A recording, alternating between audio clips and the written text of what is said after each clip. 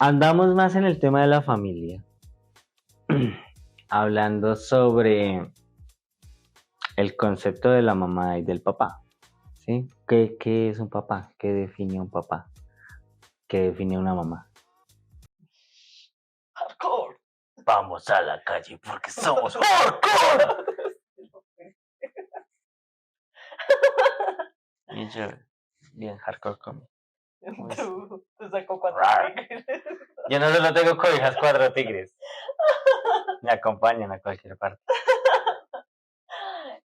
Bueno, yo pienso que un padre y una madre son aquellos que no solamente entregaron biológicamente sus genes, sino que también acompañaron la crianza y la vivencia del niño.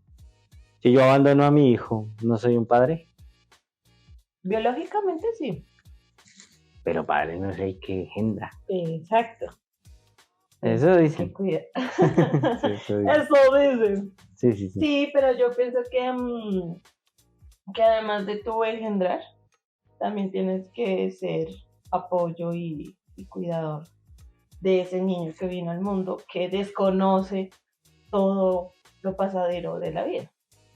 O sea que podemos definir padre y madre como un rol, por decirlo de una manera, en el que dos personas, en este caso hombre y mujer, se unen y crean vida, y se compone de dos factores, el factor biológico y el factor afectivo y de desarrollo, ¿sí? Podría decirse que eso, sí, ya que sea bueno o mal padre, eso es otra cosa. Sí. Pero digamos que se puede partir de que se necesitan esos dos ítems para considerarse un padre o una madre. Ya si le falta a uno, pues ya es distinto, pero bueno, si le falta el afectivo, ¿sí? Que eso ya más adelante. Sí, es que lo vamos eso a... Listo. Hablemos de nuestra modernidad. ¿Por qué? Porque los tiempos han cambiado, mijita. Y asimismo el papel de un papá o de una mamá ha ido evolucionando también y transformándose. ¿A qué nos referimos con esto? Como ya lo decía anteriormente, un papá iba a su trabajo, trabajaba, volvía y era el proveedor económico, ¿sí? Una madre, por el contrario, se ocupaba de todo lo de la casa y se ocupaba de la crianza de los hijos que tuviera. Actualmente pues tenemos menos hijos. Digamos que hay familias de la de mi mamá que tiene 7 y 6 de mi papá o 5. Mi abuelita tuvo 14. Eso. Mira, 14. ¿Cómo alimentó uno todos esos chinos? Pero lo logró. Eran tiempos distintos también. Ese digamos que era el papel por allá, por los 70s, 80s, ¿cierto? Ahora nosotros ya vemos que eso se ha transformado tanto que los papeles de ser padre, de los padres y de las madres, se han transformado demasiado. Ya digamos que hay incluso extremos en el hecho y en el ejercicio de ser padre. ¿A ti qué te parece que es como lo que más ha cambiado con respecto al rol de la mujer? Al papel. Bueno, tú te das de una vez a la mujer. Claro. Sí, porque es que el rol de la mujer ha cambiado mucho porque tú mismo lo decías. Gracias. Sí, claro, el rol de la mujer ha cambiado muchísimo porque antes la mujer tenía que estar en casa y si no estaba en casa era una mala madre y sí. Digamos que por ejemplo mi mamá intentó trabajar pero al ver a su hija muy enferma o que lloraba mucho, entonces lo que hizo fue quedarse en casa y nunca volvió a trabajar, sino que su rol fue quedarse en casa y cuidando a sus hijos. Actualmente eso ya no se ve mucho. Actualmente son pocas las mujeres que deciden quedarse en casa para cuidar a sus hijos y más bien las mujeres estamos estudiando, estamos trabajando y dedicando el tiempo en casa acorde a lo que planteen con su pareja, en dado caso de que vivan con su pareja. El rol de la mujer ha cambiado mucho. Sí. Ese se ha notado mucho, pero el del hombre también ha cambiado.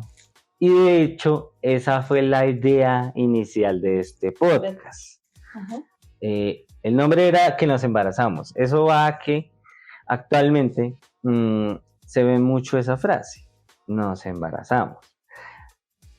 Pero en la práctica uno sigue viendo las mismas cosas. No en todos los casos, pero uno sí ve mucho el hecho de que yo me apropio de mi paternidad, pero tal vez es más en buscando una afirmación externa por medio de las redes sociales, por ejemplo.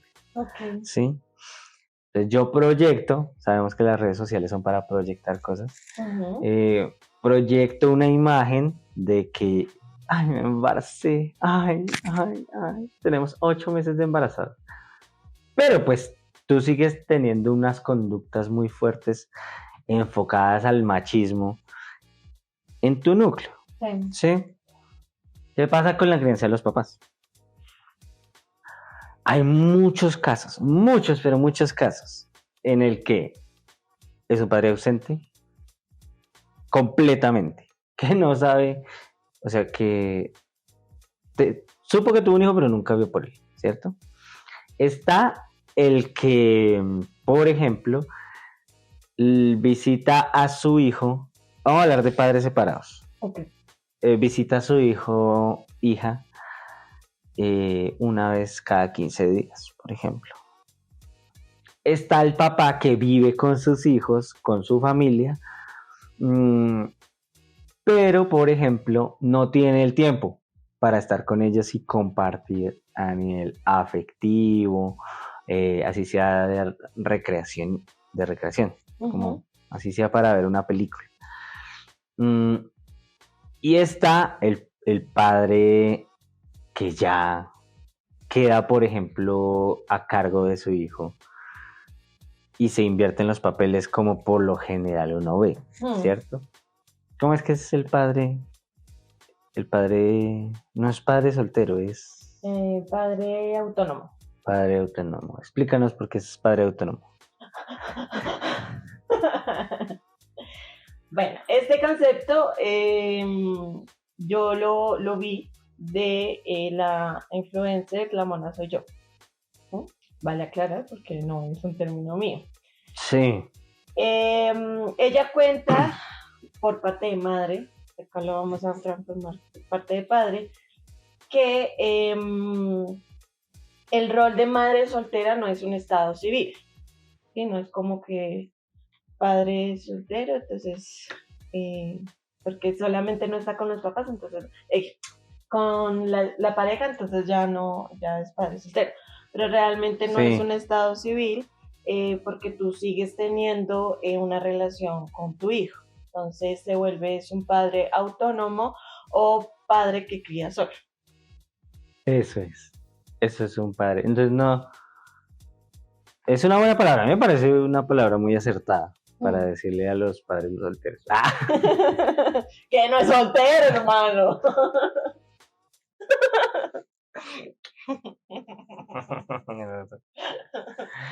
Bueno, entonces, ¿qué pasa? Ser papá no es fácil. Acá estamos hablando de padre, ¿no?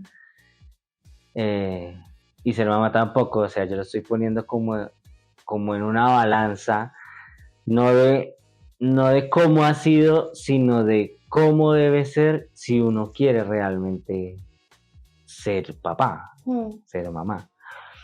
Y es que pasa mucho también que volvemos al tema de que nos embarazamos y me apropio de mi paternidad, pero me dura 2 meses. Y si hay algo que es importante en la paternidad es la constancia. Uno debe ser constante y no es fácil, es agotador también, pero hay que tener en cuenta que uno tiene una vida que uno está, por decirlo de una manera, guiando en lo que es la vida. Entonces, no es un trabajo como esporádico o que a veces, como que hoy ya amanecí con ganas de ser papá y soy buen papá y mañana cojo y enciendo a chancleta al chino, ¿sí? Hay algo, yo creo que también importante, y hablaba yo ahorita del tema de sueño ser mamá, sueño ser papá. Pero es importante ese tema y entrarlo a la realidad, porque si bien puede ser un sueño muy bonito que quieras soñar con ser el cuidador de un ser nuevo en este mundo, es agotador. O sea, sí, es un yo lo veo en camellazo. ti y lo veía en mis papás, y no, ser papá no es fácil, lo veo en mi hermana, por ejemplo, y no es fácil. Entonces no es solamente soñar con ser, sino que además tú tengas la conciencia de decir, bueno, yo quiero ser, pero detrás de eso hay mucha responsabilidad, hay mucho tema de que me puedo agotar, y no está mal agotarse por ser papá o mamá. Que se cansó del hijo, pues es normal. El tema económico también. El tema Eso sí se influye. económico, el tema emocional. Entonces es entrar en conciencia, y no solamente cuando ya lo tenga decir, pues puta, porque fui papá o mamá. Es como entrar en conciencia y decir, bueno, si quiero ser papá, tengo que tener tal y tal cosita. O si de pronto, no sé, se cola el hijo. Entrar en conciencia y decir, bueno, ¿voy a tenerlo o no voy a tenerlo? Si lo voy a tener, ¿en qué implica? Igual si no lo voy a tener, también qué implica. Sí, todo tiene consecuencias. Ajá, entonces yo creo que también eso es muy importante a la hora de decir quiero ser papá o quiero ser mamá.